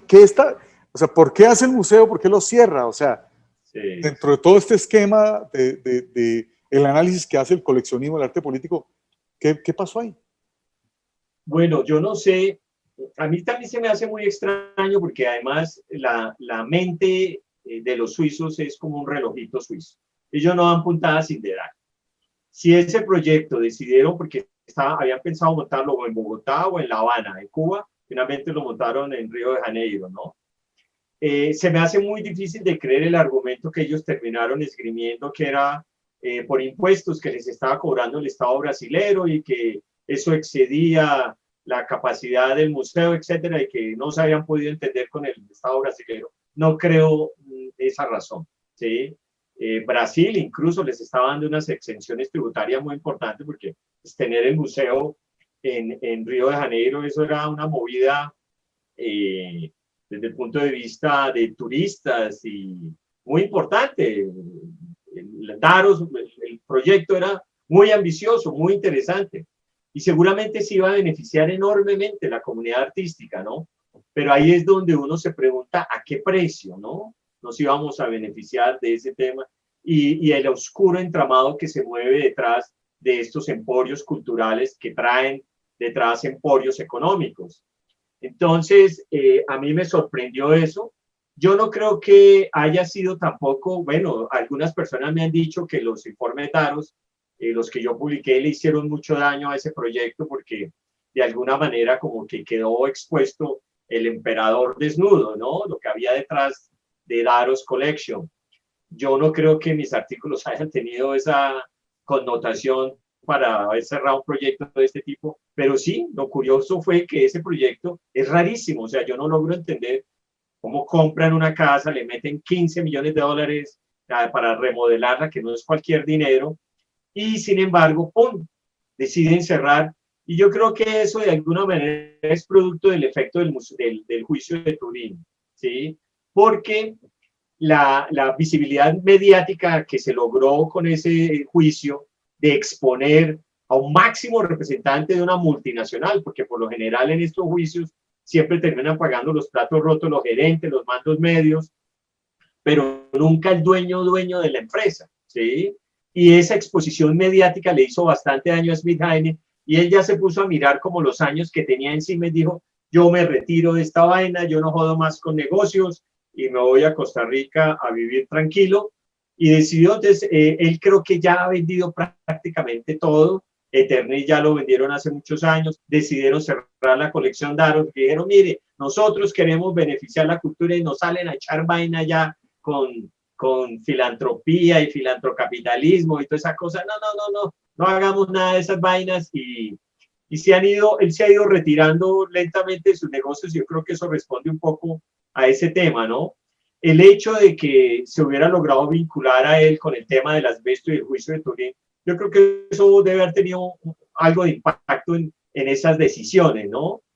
Sigue siendo una incógnita, eso sí, nunca terminaré de Pero entender. bueno, pero todo este tema de lo que haces con Daros te deja el tema del asbesto que se termina volviendo, haces la fundación FundClass, que es la Fundación Colombia Libre de Asbesto, y, y se te termina convirtiendo pues en tu gran acción, ¿no? O sea, Claro. en tu gran motivo de vida, ¿verdad? Sí, Muy bien, entonces, es todo un proyecto de vida que pues fíjate Darío, que yo en el año 2007, yo dejé de hacer arte precisamente porque no encontré mercado, ¿sí? Porque yo hacía unas cosas, llamémoslas así, muy locas, ¿sí? Muy antimercado. antidecoración, por ejemplo, ¿sí? Mis obras eran muy crudas, muy agresivas, con imágenes muy fuertes, hablando de temas. Yo me acuerdo que cuando yo estaba haciendo el tema de las banderas inspiradas en portadas de la revista Semana, ¿sí? En ese momento a la gente del arte no le gustaba que se hablara de las bombas, el mundo del arte estaba encantado hablando de otras cosas. Era como una especie de, no me hablen de ese tema, es muy fuerte, está tan evidente, prende uno las noticias y aparece Pablo Escobar, los policías muertos, las bombas, las carros bombas, etcétera, que nadie quería hablar de ese tema, pero sin embargo, esa violencia fue el nido, ¿sí? El huevo del arte político posterior que sale en Colombia, por ejemplo, después de la década del 90, hacia finales del siglo XX. Fíjate, las primeras obras de Doris Salcedo, con los que gana un premio nacional, creo, fue de 1990, 89, 91, 92, en donde ella ya hacía este tipo de coqueteos de la necesidad de hablar del arte político. Fíjate que Carlos Salazar alguna vez me comentó una anécdota que él en ese momento pues era un artista muy, muy reconocido y dio una charla en el Banco de la República y Doris Salcedo estaba en el público y lo critica a él diciéndole, pero es que los artistas tenemos que hablar de la realidad, ¿sí? De lo que está pasando. Y eso en ese momento me parecía supremamente válido desde la posición de Doris Salcedo. Entonces, yo dejé de hacer obra y en el año 2007 volví a escribir en Esfera Pública con un seudónimo, Gina Panzarowski. Escribí como 3, 4 años como Gina Panzarowski y luego empecé a escribir como Guillermo Villamizar y viene el tema del asbesto. Y ahí el tema del asbesto y esa investigación que había hecho como con Gregory Cholet, prácticas sociales, es lo que yo dije, pues encontré aquí como mi tema, ¿sí? Pero no lo voy a objetualizar, ¿sí? A mí me interesan son las acciones, ¿sí? No reducir todo el discurso a ser objetos, aunque obviamente yo no descarto intervenir la galería. Yo hice unas 2, 3 exposiciones sobre este tema en un salón regional y en una invitación que me hizo Guillermo Vanegas a la Cámara de Comercio. Obviamente son espacios que yo no desaprovecho porque cualquier escenario que nos brinden a nosotros como activistas o artivistas para intervenir en la sociedad, pues los aprovechamos, sea la galería, sea el museo, sea una conferencia en una universidad, sea una intervención en la radio, etcétera. Entonces, claro, yo la pregunta que me hago es, ¿qué está pasando con el asbesto en Colombia? Y pues no estaba pasando gran cosa, ¿sí? En el año 2012. A pesar de que se habían iniciado intentos de legislativos desde el año 2007, no habían logrado prosperar. No había como una masa crítica desde la sociedad que impulsara el tema. Entonces, yo empecé a identificar actores y ahí fueron apareciendo personas. Vuelvo y repito, este es un trabajo de algunos ciudadanos y de la sociedad en general que logró crear esa masa crítica que casi que obligó, ¿sí?, al Estado colombiano y a los empresarios a aceptar que era mejor prohibir el asbesto porque les estaba generando, digamos, una muy mala imagen, ¿no?, a sus empresas, el estar vinculados con el asbesto. Apareció Greenpeace, por ejemplo, que ellos hicieron un trabajo mediático muy, muy bueno, ¿cierto? Aparecieron fundaciones, apareció Ana Cecilia Niño. Ellos llegaron después, ¿sí?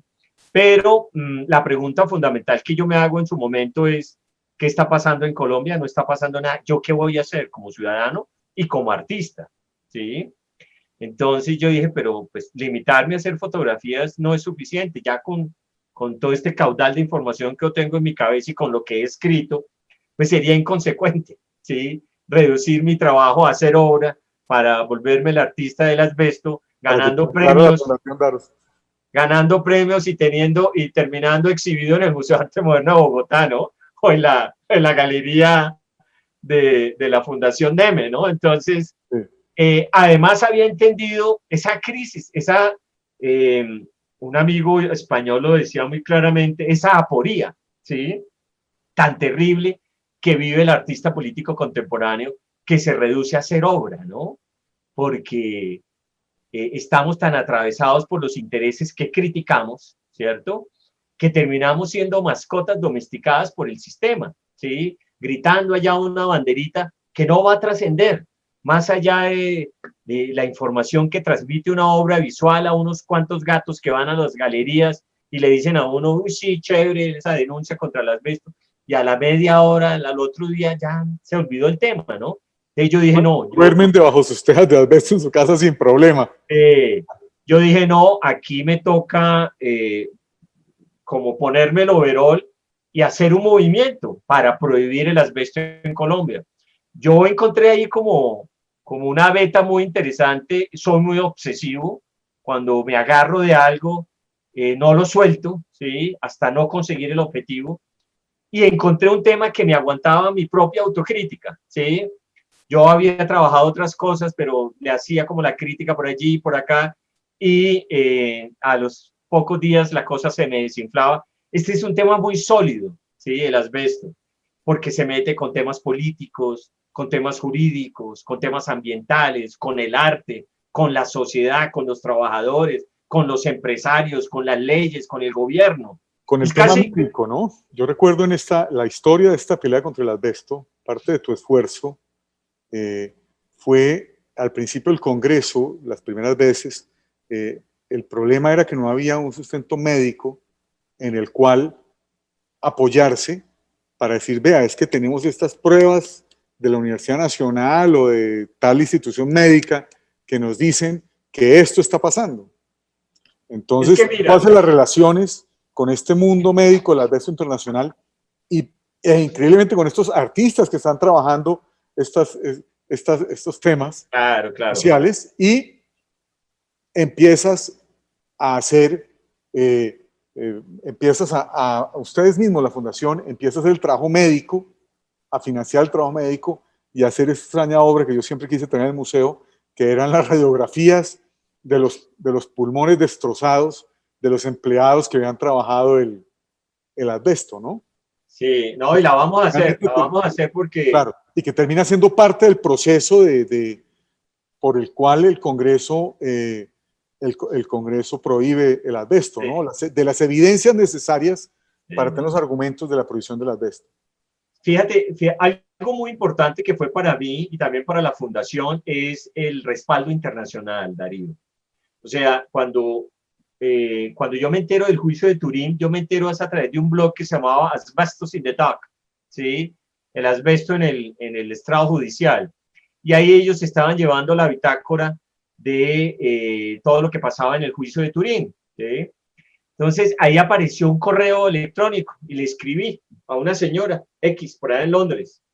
Pues la señora X resultó ser Laurie Casey Allen, que es la directora de International Ban Asbestos Secretariat, la secretaría a favor de la prohibición del asbesto a nivel internacional.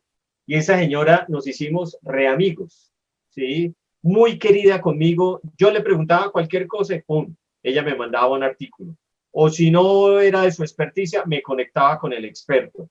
Y terminé conociendo a la gente clave de la escena internacional que desde los años 60 han luchado contra esto en Estados Unidos y Europa. Entonces yo tuve acceso a un caudal de información privilegiado.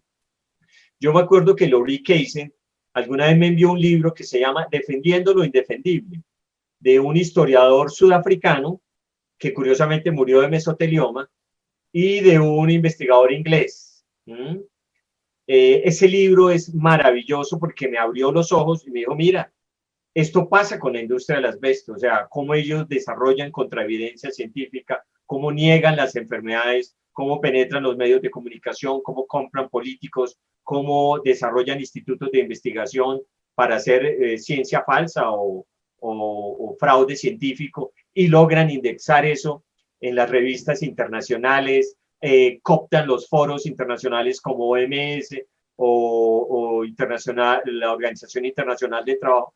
Yo quedé sorprendidísimo cuando me doy cuenta de eso y dije, wow, esto es así, yo no lo puedo creer. No, lo puedo creer, ¿sí? Entonces, eso me dio las herramientas para entender el problema, ¿sí? Y a raíz de ese libro, claro, entonces la bibliografía, los papers, los documentos, me volví aficionadísimo, apasionado de leer todo lo que tenía que ver con enfermedad, ¿sí? Y todo lo que tenía que ver con los estrados judiciales, ¿sí? Con toda esta muralla de información que desarrolló la industria del asbesto para defenderse en los estrados judiciales, que es una información muy sólida. Es narrativa, es carreta, es fraudulenta, pero es muy sólida, ¿sí me entiendes? Si tú no conoces el tema, la industria, un gurú de la industria te coge, te da vuelta y te dice, no, no, mira, tú estás equivocado porque por allí, por acá. Entonces, eso me parece un mundo fascinante, Darío, ¿sí? Entender, por ejemplo, qué es el 0.1 fibra por centímetro cúbico, que es un argumento sólido que ellos utilizan para decir que si hay menos de 0.1 fibra por centímetro cúbico en las industrias donde se utiliza asbesto, se está garantizando la salud del trabajador. Es un argumento muy sólido. O entender la biopersistencia del asbesto crisotilo en los pulmones. Entonces conocí, por ejemplo, a un médico que se llama el doctor Arthur Frank, que es referencia internacional en temas clínicos de asbesto, ¿sí? Entonces el hombre, yo le preguntaba cualquier cosa, léete este paper, léete este documento. Entonces empecé a leer y ahí sí, y aquí voy a hacer una crítica de cuando tú oyes hoy en día que los artistas investigan, ¿no? Se han vuelto unos investigadores terribles, Hola.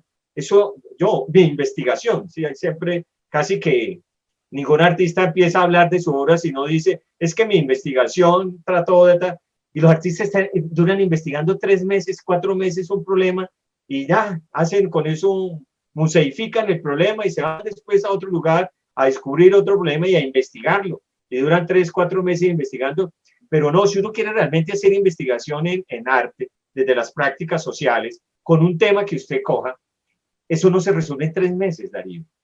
Sí, requiere que usted investigue, que usted, pero lea, esto es años leyendo artículos, traduciendo artículos, hablando con esta gente, visitándolos si es posible en los lugares donde ellos viven, participando de conferencias con ellos, para entender uno la problemática y cuando tú entiendes la problemática, empiezas a diseminar esa información en la sociedad y la sociedad empieza a pararte bolas porque tú estás hablando con autoridad, ¿sí? Con propiedad y estás ofreciendo argumentos, estás ofreciendo narrativas claras. Por ejemplo, a los periodistas fue muy importante enseñarles de este tema, ¿sí? Educarlos sobre este tema, ¿sí? Porque los periodistas, pues, ellos viven con muchos temas, con muchas cosas, y uno les tiene que entregar las cosas masticaditas, pan, pan, claras, y decirle, mire, con esto pasa esto.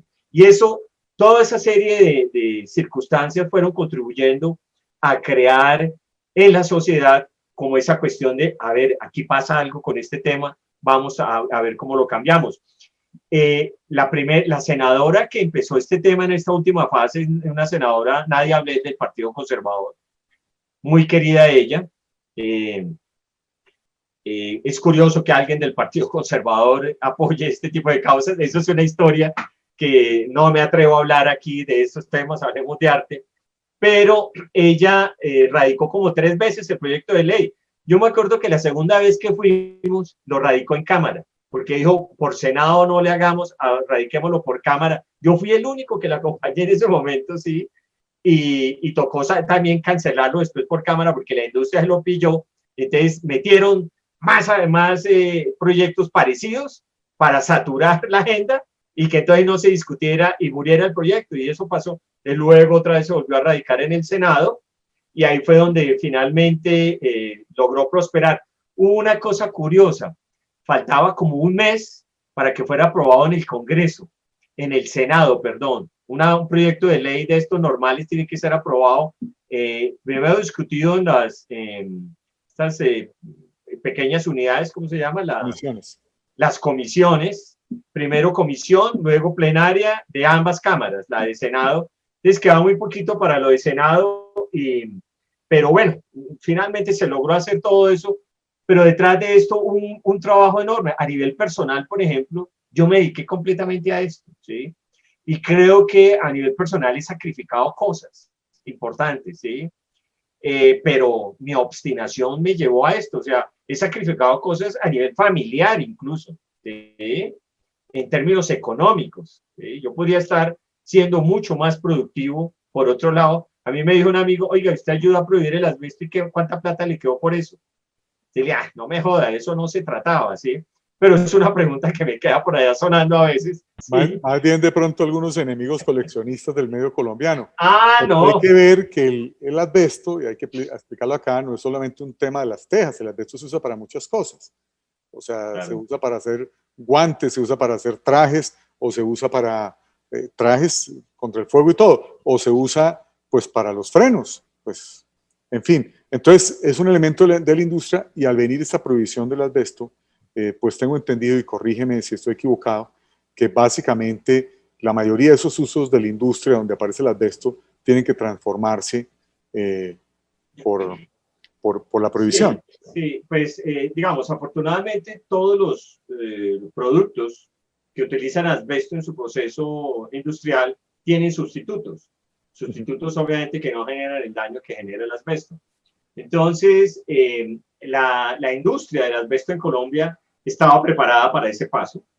Yo creo que ellos al final dijeron, es mejor, dejemos pasar ya esa ley, no le pongamos más, porque si ellos hubieran querido pararse para que no esa ley no pasara, lo hubieran podido conseguir, ¿sí? Pero también, vuelvo y repito, había una masa crítica tan importante en la sociedad como que estaba pendiente de ese tema, que el costo político ni los senadores, ni la empresa, ni los empresarios estaban dispuestos a seguir. Entonces, ellos ya estaban sintonizados con ese tema, están preparados para la transición. Las principales industrias como es Incolvesto, Ceternit, Toptec, todos ellos, a partir del 1 de enero, tranquilamente van a hacer la transición porque ya lo venían haciendo y se puede hacer sin ningún problema. Es una demostración también de cómo sí se puede seguir haciendo empresa sin generar esos impactos negativos en la salud pública, como es en el caso del asbesto, ¿no? Bueno, dos preguntas finales, porque se nos alargó un poco esto. Dos preguntas finales, de alguna manera un poco puntuales. La primera es, cuando yo te llamo a felicitarte porque salió la ley, porque ya está todo, ¿por qué consideras que la ley es solo el comienzo de esto? ¿Cierto? O sea, no el comienzo, sino un paso más dentro de esto. Y lo otro, finalmente, ¿dónde está la obra? O sea, ¿por qué esto es la obra? Después de todo esto que hemos hablado, que hemos intentado tratar de entender cómo es el tema de las prácticas sociales en el campo del arte y todo esto, ¿dónde estaría la obra? Claro. Bueno, a mí alguien, el presidente del Colegio Médico Colombiano me dijo alguna vez, párele bolas a la reglamentación de la ley, porque en la reglamentación de la ley puede coger para allí o puede coger para acá, ¿sí? Y a nosotros nos ha pasado que creemos que ya salió la ley, con eso hemos conseguido todo. No, porque nos hacen goles en el proceso de reglamentación. ¿Qué es la reglamentación? Que claro, está este marco general que define la ley. Hay que prohibir el asbesto, listo, hay que prohibir el asbesto. Pero en la ley hay dos temas muy importantes, que es identificación, vigilancia y seguimiento de la población expuesta, especialmente la población laboral. Ese es un tema que a nosotros y a mí personalmente de la Fundación me interesa mucho, porque la ruta diagnóstica en Colombia es muy complicada por diferentes aspectos, pues que nos extenderíamos mucho. Explicar acá, pues, eso hay que prestarle atención, ¿sí?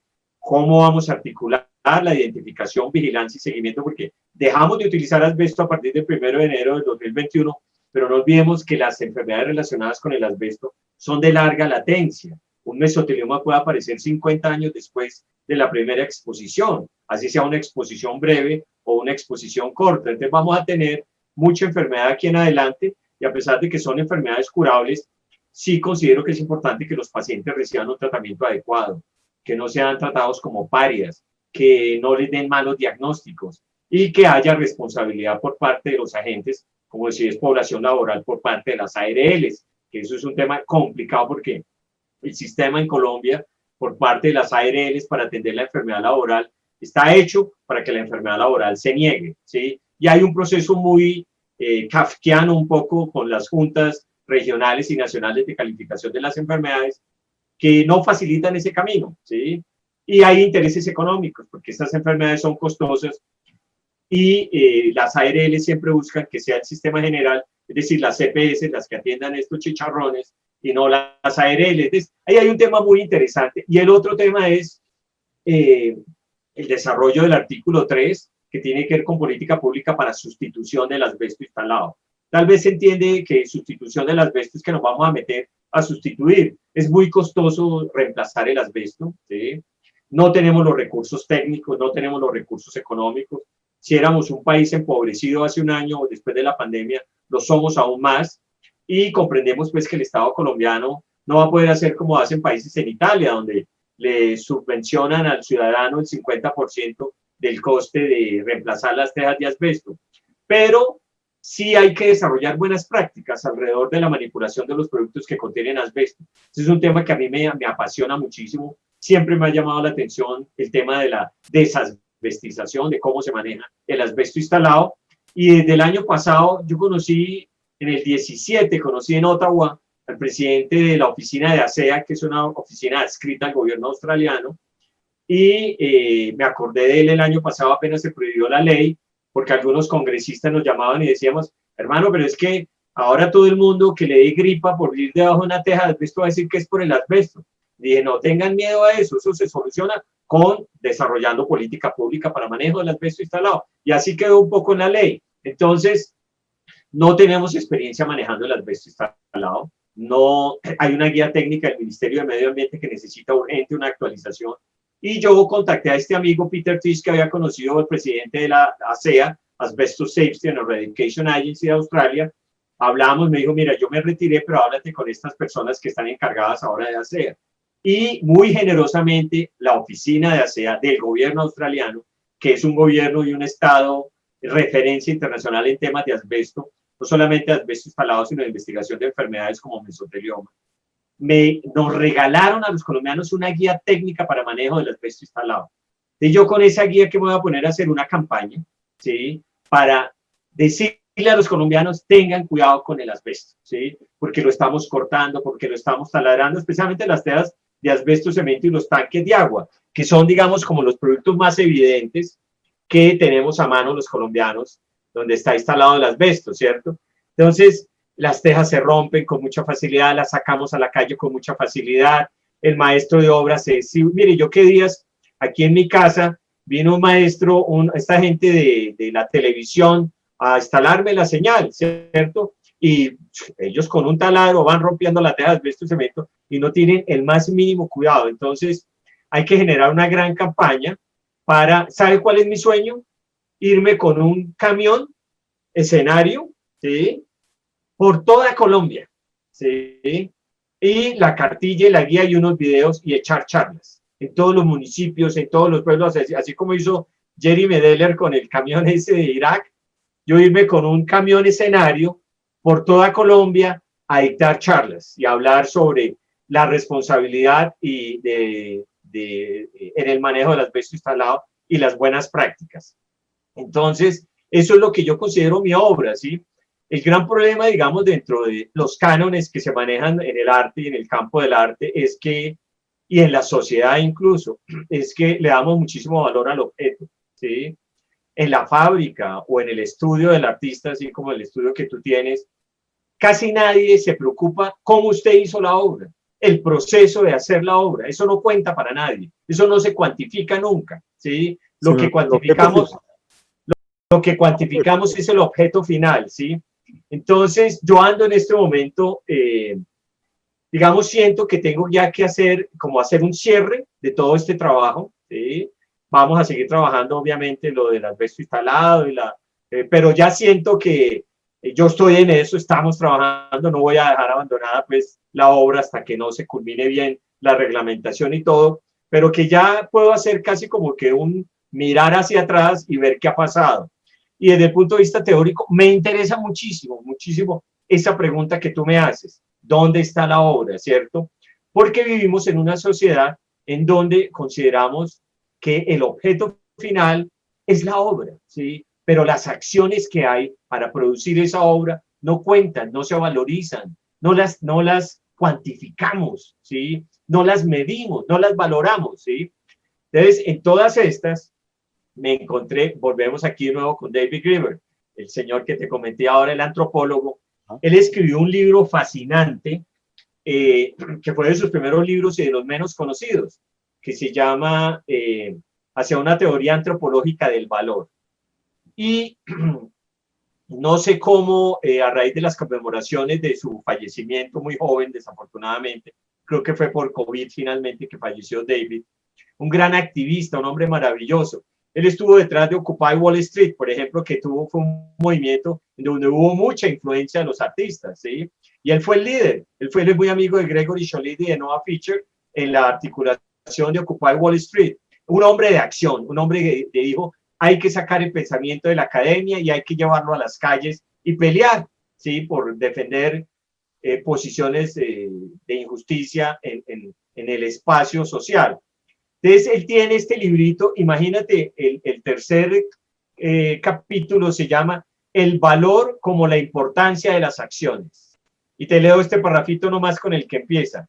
¿Y qué sucede si uno trata de crear una teoría del valor partiendo del supuesto de que aquello que en última instancia está siendo evaluado no son cosas, sino acciones? ¿Cómo sería una teoría social más amplia que comience con este supuesto? Pues hermano, a mí David me está dando las claves, ¿sí?